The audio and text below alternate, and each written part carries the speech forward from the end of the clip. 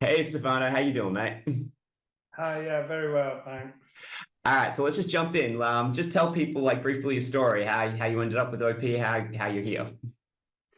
Yeah, so prior to OP, I was sort of a high-level recreational runner. I managed to get to sort of about a year and a half ago, I got to run a half marathon in 1 hour and 10 minutes, which was like a high point of my sort of 2.5 years of running. I was at the time I was 38 years old, and I think what happened was I'd been training a lot, training for the London Marathon in 2023, which was in April, and around March that year, I think I just took on too many races. I was getting very fit and very basically the fittest I'd ever been in my life. And every time I did a race, I would get a PB, and obviously with that comes a lot of sort of more motivation to do another race and then another PB. And yeah, there was a window of sort of 3 weeks where foolishly I did a 5K, a 10K, and a half marathon, and I PB'd in all of them. And then after that point, obviously after a race, you always feel a level of fatigue and sort of some DOMs or maybe some achy joints, and you get used to it.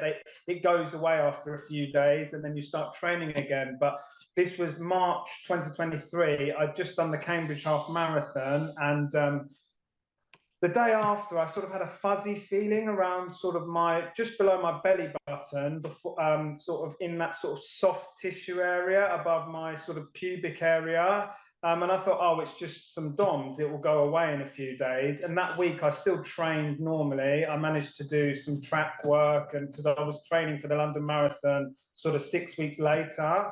And then strangely, it just never went away. And then in the subsequent 3 weeks, every time I did a hard session, I'd start to get some sort of pain around my adductors as well. And I started to find that they call it the groin area. The groin area was hurting, and I thought, oh, maybe I've strained my groin muscle, or maybe it's just something that I just need to take a bit of rest and just dial it back a little bit. So in the last 4 weeks for training for London Marathon, I dialed it back, and I managed to get to the start line, and I raced London Marathon.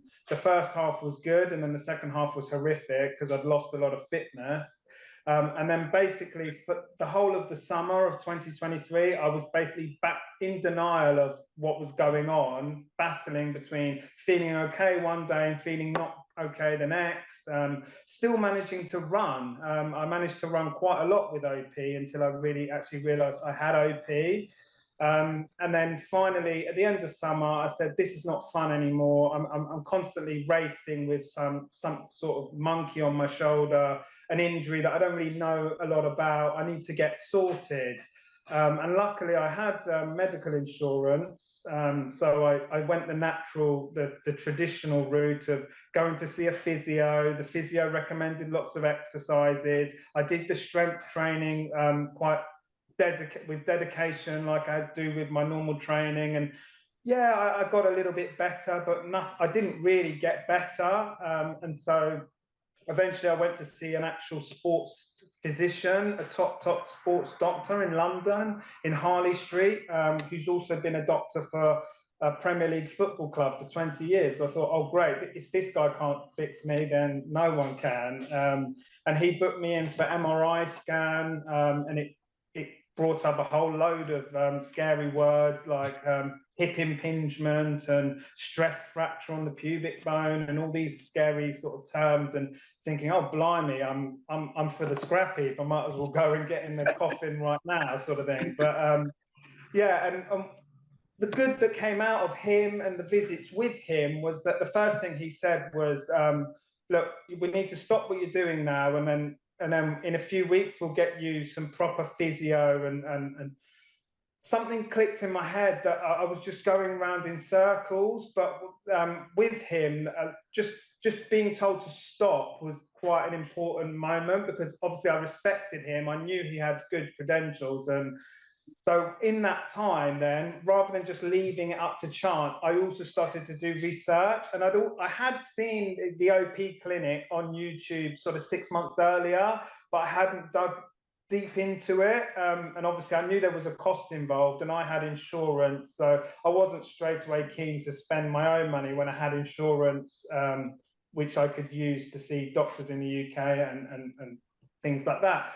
But at the time, because he said in 6 weeks' time, we're going to start you with physio, I was a bit dubious about going all the way into London, which for me would have been sort of a 40-minute train ride, and starting physio again when I'd already done a lot of physio earlier in the summer.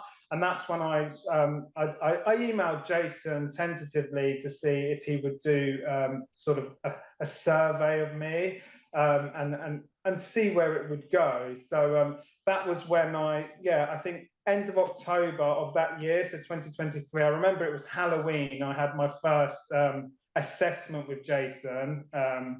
Basically after the assessment, I realised, look, I don't need to wait 4 more weeks to then go and see a physio in London. This guy definitely knows what he's talking about. I may as well start with this guy and see where it takes me. And that's how I basically, I had confirmation that from Jason that OP was, you know, an underlying problem for me. And I thought, what's the way? I need to, I'm a very determined person, that when I've got something in front of me, I want to, you know, go ahead and push forward and get to that goal. And at that time, the goal was just, I need to overcome this. So if it takes a month, 2 months, 6 months, even a year, I need to overcome this.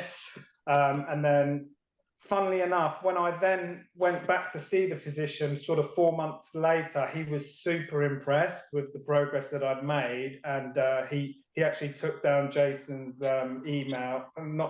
website, and he would definitely recommend using the OP clinic for other patients that he might see in the future. So that filled me with confidence afterwards, because when he assessed me physically, he had a sort of physical analysis of me. 4 months later, he was super impressed with the progress that I'd made. As the first time that I went to see him, he asked me to do a sit-up on a bed, and I was doing a sit-up and instantly I was in pain. And obviously 4 months later, that wasn't the case. So it was just, I was just super happy that I, you know, took the plunge. It was a hard journey, but it was well worth it. So yeah, that was how I sort of started on the OP journey. It's what's it called? Yeah, I'm never someone's first point of call. In fact, I kind of prefer it. I'm not. It's like, because like, you know, as we'll get into in a second, it's like the volume of work you got to put into to get better. It's like, it's kind of better. Like sometimes if I get to people when they've already had a few failures, because then it's like, one, it's like I'm asking people to do so much work. If there's an easier way to get better, like go do that. That's great. Kind of things, like go get better the easy way. If there's an easy way, I just don't think there is an easy way. But if there is and it works for you, it's like, great, go do that. But yeah, once you've had that failure, it's like, all right, cool. Like if I don't throw in completely in this, then yeah, it's like thing. And then when I ask people to do an insane amount of work, it's like, oh, okay, this makes sense because I didn't do that the last time I did rehab and stuff. And that's why maybe it didn't get better. It wasn't comprehensive enough, didn't do enough stuff, sort of things. But let's just acknowledge a couple of crazy things. Well, I didn't know that the doctor had done that. So I wonder if I'll get like an email from a very posh doctor from London. Obviously, there's no accents coming over emails, but with a posh British accent, I'm going to imagine he's going to like email me. That'll be quite hilarious. But we should just acknowledge from the outset that it's insane that you went from like, oh, cool, I started running 2.5 years ago. Oh, yeah, I did like a 1 hour, 10-minute half marathon. It was like, yeah, I've only been training for 2.5 years. Yeah. It's just like, you know, it's been a long slog, a long 2.5 years to get to an hour and 10 marathon. Not a lot of people get to do that. That's kind of weird. It does make me wonder if you'd actually like properly done running properly when you were younger, what might have actually happened with that. Because yeah, that is super interesting. But okay, so you decide to kind of like look me up, you start jumping into it and stuff, you start things. If you can remember back to like when you first kind of opened this stuff up and things, like what was your impression? What kind of went over you when you just kind of when I just started throwing everything at you? Like what was going through your head? How did you find that beginning part of the process, sort of thing? I mean,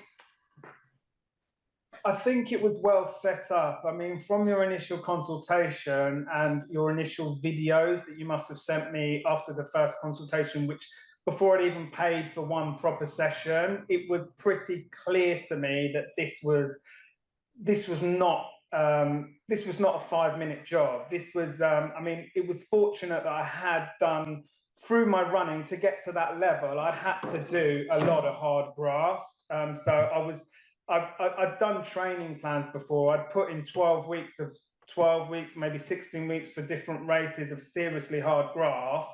And having seen the video where you said, this is what it entails, this is what it's going to look like, this is a spreadsheet, this is a video, this is what you need to do before starting the course, this is what you do during the course.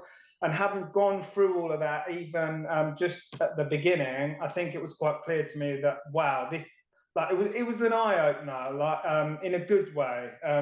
You'd done so much, it was all there for you, but it made it clear that, you know, I'm going to be spending 2 hours a day, not necessarily 2 hours of actual physical exercise a day, but this is going to take off me 2 hours a day for however umpteen weeks that I need to do. And so obviously, yeah, I was well prepared mentally before I even started the course, that what it was going to entail.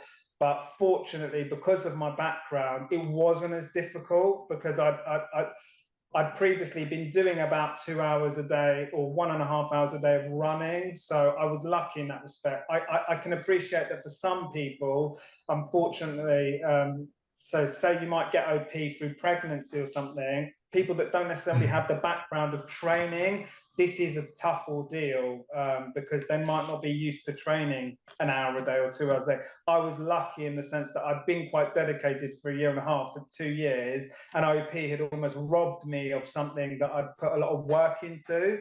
So I was then, because you made it clear to me in your initial email and your sort of outline of the course, how much I was going to have to do, I was actually prepared to take it on head on and not be afraid. But yeah, the first sort of 2-3 weeks were quite, I'd say the first 2 weeks for me was the hardest, mainly from a technology point of view, not the actual time, just because I don't use a laptop so much to do videos, and I use a laptop at work to do emails, but having to film myself and get this set up, and that was the frustrating part. But once I'd got through sort of the first 2 weeks and I'd got to grips with it all, and I got used to it, the rest of it was just, yeah, keep staying dedicated and staying on track. But I think, yeah, it was quite clear with the setup and the initial email and then the brief outline of what you're going to have to do, that I was well informed before I started. So I think there were no nasty surprises in that respect. So yeah. And just to reflect on a bunch of stuff Steph just said there, sort of things. So not everyone has to do 2 hours a day, but it is kind of this thing. And as he mentioned, it's not 2 hours. It wasn't like he was doing 2 hours of exercises, but it's kind of this idea of, it's like, okay, cool. If you've got a problem, you want to learn a piano piece, you want to, I don't know, learn how to juggle, you want to do it. It's like, oh, cool. Well, the more you do it, the better you'll get at it. Kind of things. Like, it's just simple, like, you know, common sense, right?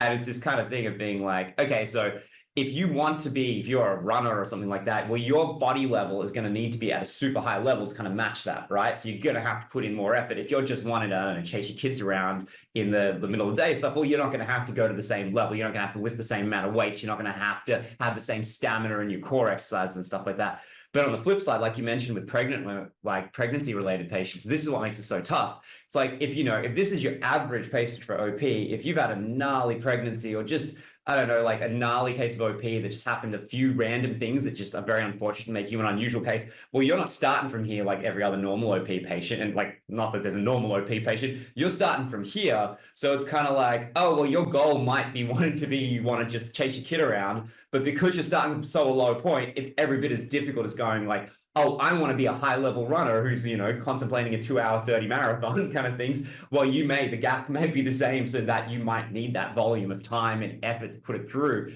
But yeah, to me, the biggest thing is like, when you're dealing with this is that, oh, and I had a lower back problem. This is why I got into this field of treating like things. I was a social worker before this, right? It's just this idea of being like, oh, there was just never any answers. There was never a plan. And I didn't know what was happening and why it was, kind of things. And it was like, I wanted to do the work. I was willing to do the work. it just felt like the work was kind of stupid. It was like, you know, a bunch of stretches. It was a couple of like, you know, little TheraBand exercises for my back and stuff like that. And it was just like, cool. And it was like, how many times can you do this till you feel better? And, you know, when my back was bad, this was 15, you know, years ago now, sort of things, more like 18 years ago, there was no YouTube. There was nothing to like, I couldn't go somewhere and things like that. I remember going to the uni library at the time, trying to find books on like, you know, like lower back stability and stuff. And there was nothing. So to me, it was like, oh, I always try to set things up the way that I wanted things to be, kind of thing. And you do have to be a certain kind of person to want to go at this. But it was like, oh yeah, the information is there, like, you know, and now just like, you just got to keep working until you get better, kind of things. And there's always an answer if you keep working. And if you are the toughest case, if you keep working, you will get there. It always thinks there's always an answer. And it's kind of like, and for me, it's like every single time I've had a tough case, I've always learned a bunch of things, which means I've just made a bunch of videos based on that, which means the program just gets bigger and bigger, which is why there's so many videos by the end of it, kind of things. But yeah, it's this thing. And like the thing that was just always clear once we started working together was just like, oh, it was never going to be an issue that you were going to show up. And it was like, it's very, very clear that you've done nothing this week. That was never going to be the case. Whenever like you showed up to a session, it was like, oh, it's very clear that you know what's going on here. Now, that didn't mean you're getting everything right. It didn't mean that you didn't have like problems and issues along the way and stuff. But that volume of work that you put in, it just meant that when there was a problem, you're dealing with the problem from such a strong foundation. So it's like, you know, if stage 4, we had a problem, you controlled and done stage 3 so well that it was very easy to find the issues. While sometimes it's like, if you kind of half-ass stage 3, it's like, okay, are you having a stage 4 problem because stage 4 is just hard for you? Or you're having a stage 4 problem because you didn't quite do stage 3 well enough. And there's a few weaknesses in there that are hard to pick up because the body is hard and stuff like that, and to go through. And it's like, you know, when you mentioned about the technology thing as well, like the thing that like I always kind of get upset about myself is more just things like, it's me, just me. I'm just me. There's no like organization behind me kind of things right through there. So it's like, you know, I've got the Google Drive where people are uploading videos, and I've got this spreadsheet where people like watching videos. And it kind of sucks. Like, you know, I would love to have like this pretty app where you just like go on the phone and do everything from the app and record the videos and send it through and message me and do that stuff. And it's just like, oh, and it's really hard because like sometimes I think people just struggle where it's just like, oh yeah, it's just going to take like a week of being uncomfortable with like uploading the videos and emailing me and then me emailing you back and going, nah, they didn't get up there, mate. Like what happened? And it's like, oh yeah, you tried to upload them all at once, and the files are too big, and you probably have to change the resolution on your video camera and stuff, and just stupid, annoying crap that had nothing to do with your condition, but that it's like things, and it's all, and again, it's like, oh man, if there was a better way for me to do this, I would do it. I would do it, kind of things. But it's like, oh, you know, until someone gives me $100,000 to make all these things or something like that, or $20,000 or whatever it would cost to make it, it's like, oh, okay, cool, this is the best I've got right now. And it's again, it's like, well, if you want to get better, it's like if there's a better option, go get that better option. But since there isn't, like, this is the best one in front of you. And if you're going to do it, you may as well do it as best as you can. It's like, yeah, you got to fuddle through that. But it's like, once you get into rhythm, right? Like once you get into rhythm, it's like, it's not that bad. In the same way with running, it's like, do you know what I mean? Like, you know, I'm significantly slower than Stefano, but like, you know, I'll do ultras and I'll do stuff like that sort of things. And, you know, like sometimes, like, you know, when I'm training for something, you'll go off and you run for 5 hours. People will be like, Jesus Christ, you were gone half the day. And you'd be like, I didn't really think about it. It's like, you know, you're just used to it. It's just like, oh yeah, it's like, you know, it's like, yeah, but it was 5 hours. But yeah, like, you know, it's like, I wasn't running that hard. And like, I took a break for like 15 minutes and ate some food. And I was like, things just like, yeah, you look back, and I like the thing I love about doing this is like, you look back and you go, oh yeah, I've kind of changed as a person. Do you know what I mean? Like, I don't know about you, but like, I'm pretty sure I remember it was like, you weren't used to doing a lot of weights and stuff like that. And it's like, I don't know, I was just like, hey, Stefano, can you get your body weight? What about a little bit more? Like, why not lift heavier than your body weight? Like, you know, like make you stronger, it'll make you better in your running and stuff. And it's like something that you wouldn't consider at the beginning that would be like even in your ballpark. It's like, oh yeah, I can do that now. Like, that's not a big deal. And like, I would imagine maybe if you weren't a massive gym goer, that you feel like, you know, especially like female clients and stuff, where it's like, oh, like they don't feel comfortable going to a gym, but like, you know, it's easier doing this in a gym sometimes. Like, it's not always, a lot of people do it at home, but like it's easier doing it in the gym. They have a gym membership, but they're not used to going to the weight section or going right in and grabbing the big heavy dumbbells.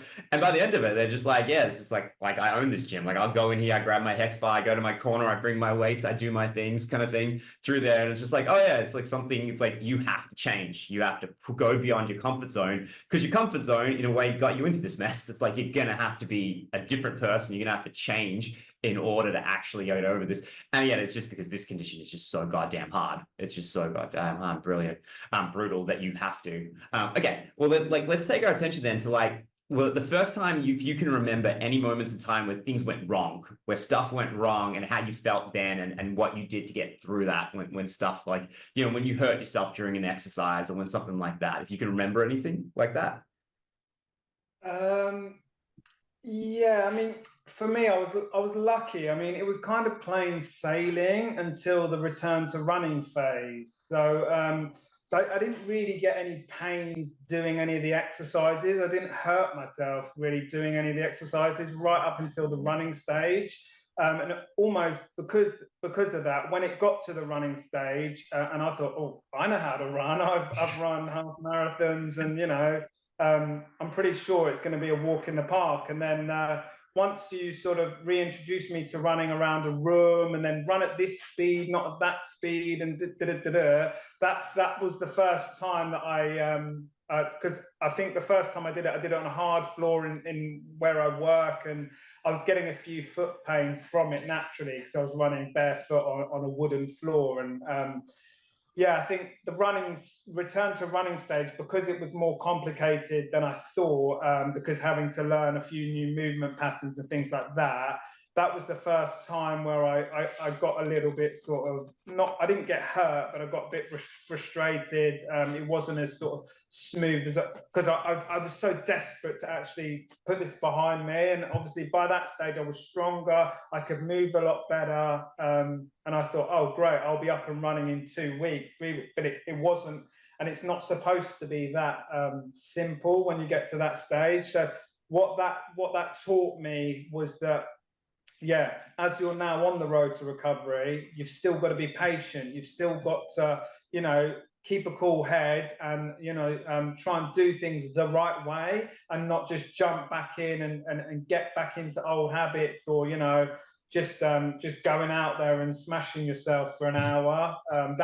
That frustration in the return to running phase did me good, because it taught me the importance of just staying patient, and everything will come in its time, but you've got to sort of take baby steps once you sort of overcome maybe the worst of it, which by that stage you kind of have. And then, yeah, if you do have any setbacks. So once I did actually get back to running, probably in the first sort of 2 months, where I wasn't running a lot for my standards, but I was managing to get out there sort of 3, 4, 5 times a week for 30 minutes at a time, I wouldn't be fully pain-free. And so I would go back from exercises, I'd feel strong again, but I always had this thing at the back of my mind of, am I ever going to be fully pain-free? But obviously that has now passed that period, and now I'm fully training again. So I think it's important that when you do,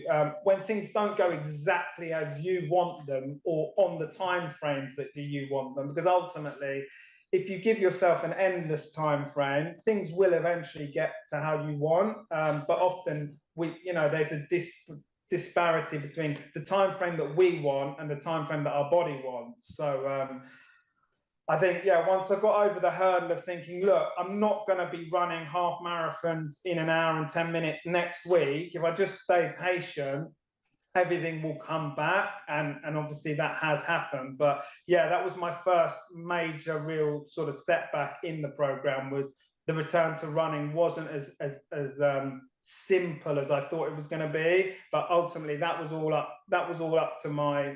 in my mind. No one said it's going to be simple. But yeah, during the actual program up until sort of stage 8, I didn't really have any.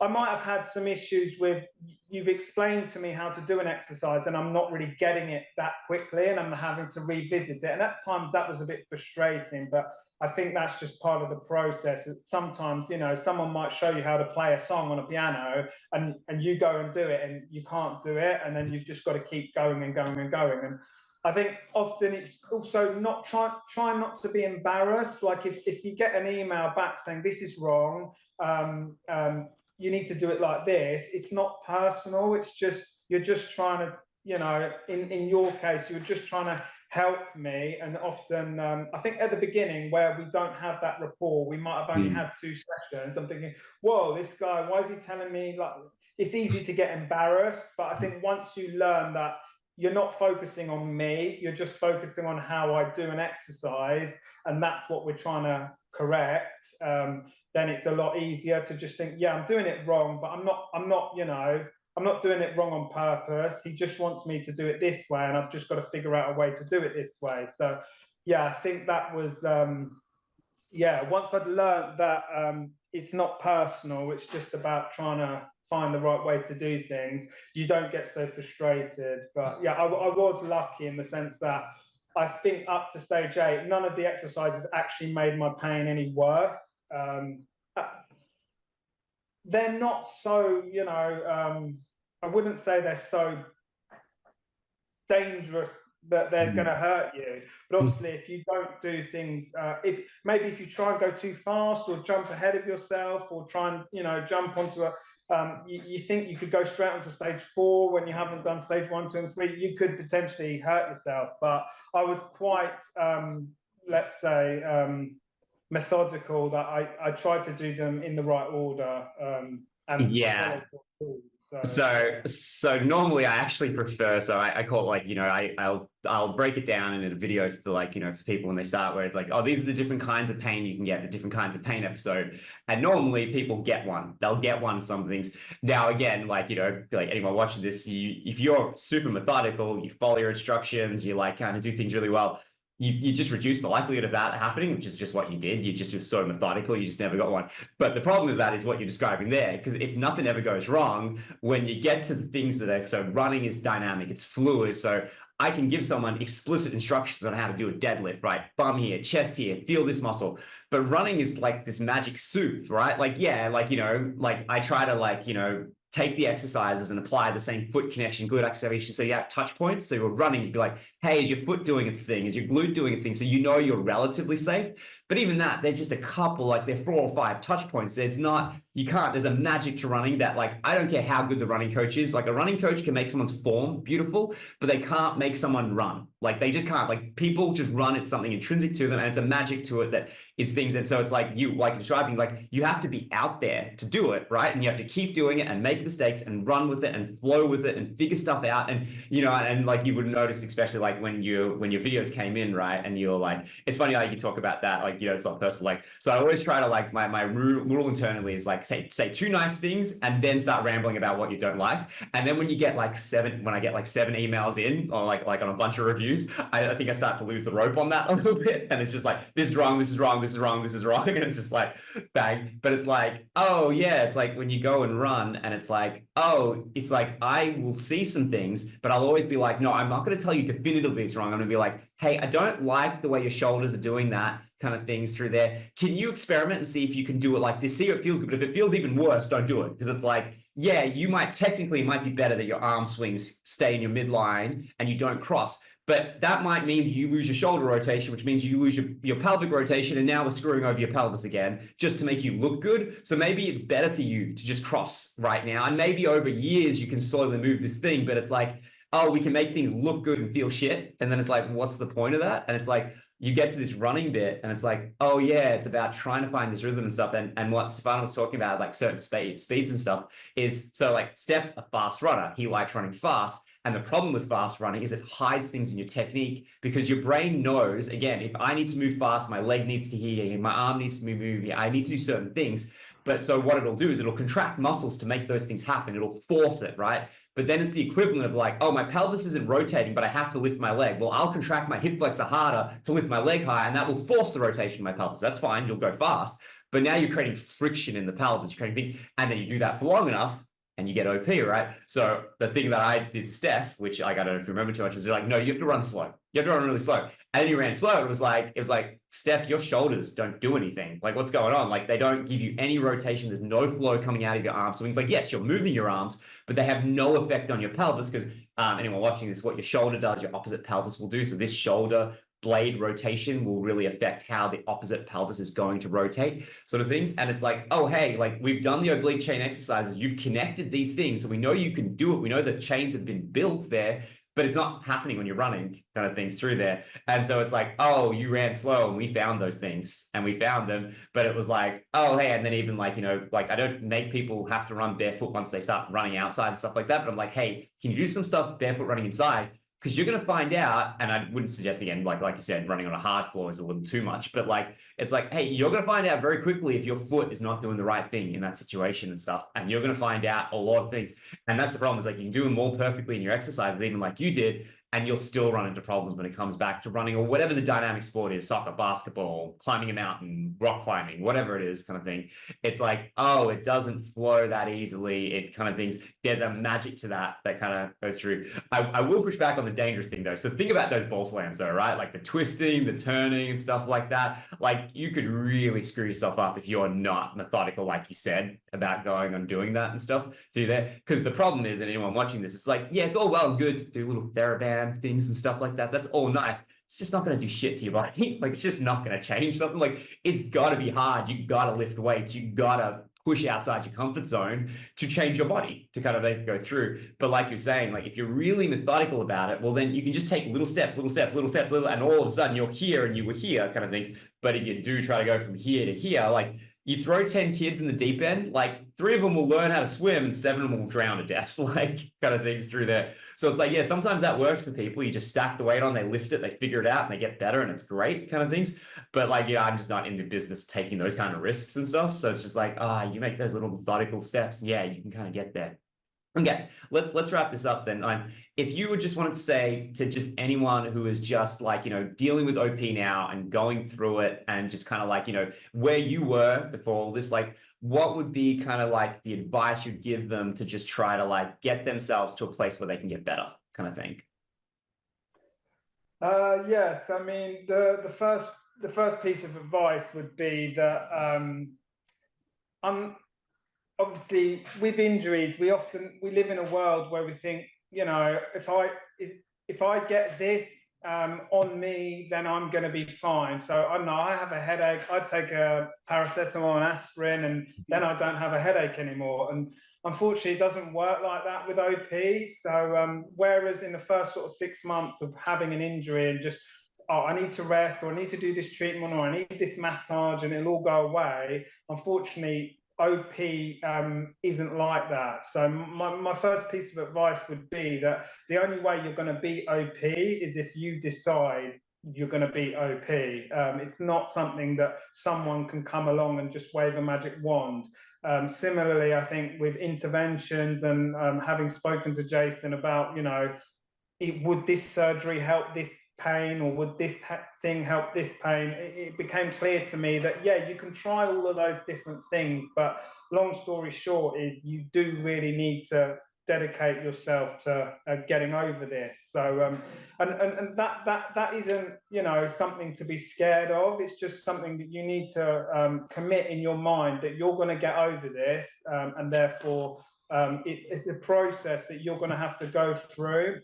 And then dedicate, I don't know, 3 months, 4 months. Some people might have to dedicate 6 months. But if you're prepared to do that, just like with anything, you will get over it. It's not something that's going to hold you back forever.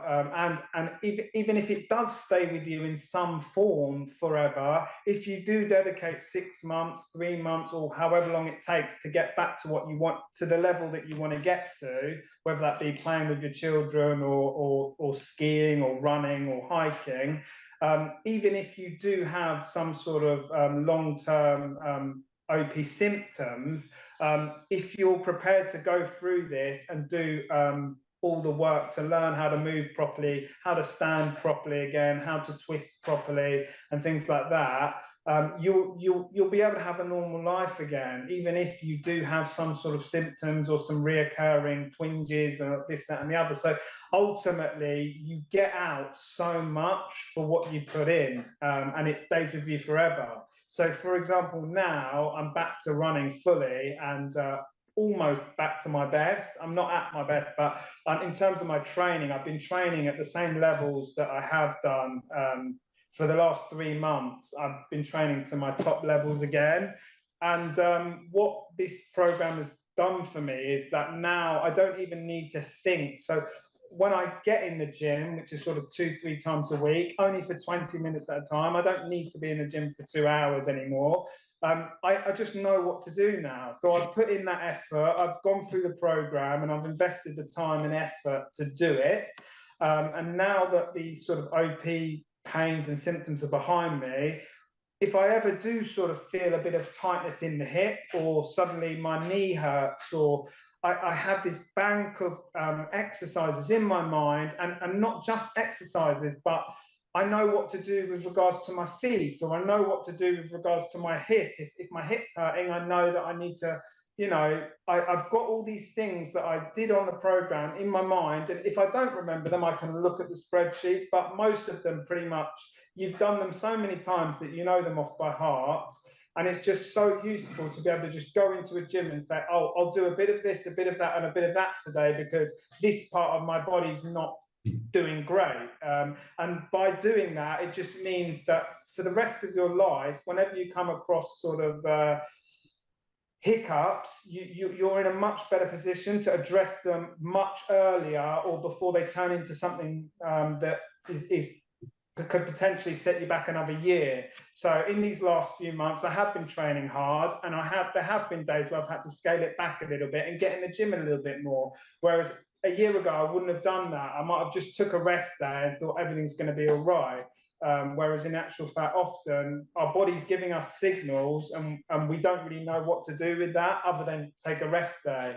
So yeah, I think that has been the ultimate sort of gift that this program has left me with, is that now I'm fully prepped to basically address things as and when they come up. And yeah, OP in that respect has been a good has been a gift for me, because it's made me a much more rounded person in terms of my body and managing my body. And I'm not just leaving things up to chance, or I'm not just expecting other people to fix me with an aspirin or a massage. I'm sort of taking ownership, and if I have a pain, I know what I need to do. So yeah, that's been the best thing really that I could have got from the program.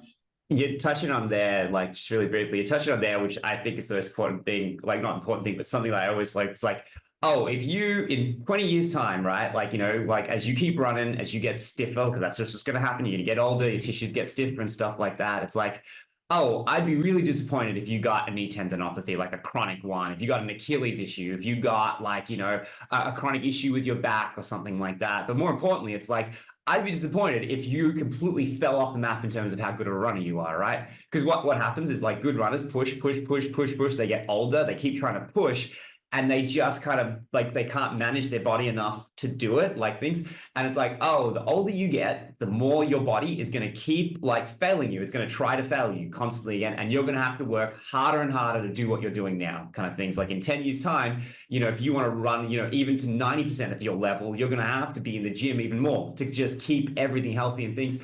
And it's like, and like, though I like to describe it as, I was never a great athlete, but it's like, I'm 40 now and all my mates are like, just like bang off a cliff. And like, they were all more athletic than me. And I was here and they're there and they're here. And now I'm just like cruising over the top of them. And it's like, the thing I always want, like, when people finish this, it's just like, don't lose this. It's like, don't go to this point where you're like, you're like, oh, something hurts and I don't know why. And I just like feel hopeless. It's just like, sure, you might not know why the thing hurts. You're not a doctor. You're not going to be able to tell it, but like, you can get in the gym and so much. You've gone through this massive injury, and like, it's going to be the hardest injury in your life. So all these other things are just so much, they shouldn't stress you out. If you just get in the gym and you give it a couple of days, and sometimes you might take you a couple of days to figure out what's going on, right? But you've got all this information, you got this thing, and you did it. You went through this. Like, yeah, I showed you stuff, but I'm on the other side of the world. I didn't do it for you, kind of things through there. Like, I really just showed you a bunch of stuff. Like, that now, so you can fix that kind of things. And yeah, I get annoyed sometimes, not annoyed, but I get like frustrated sometimes with old clients where it's just like, no, like, I'll catch up with them like in a couple of years and I'll be like,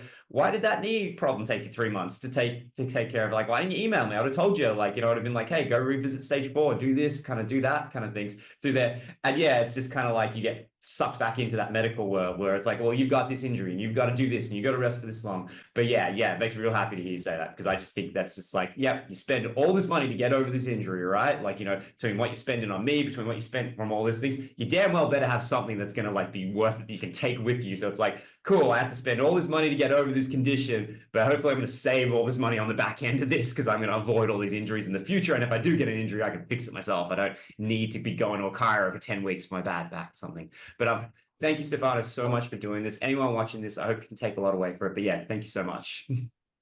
No, you're welcome. No problem.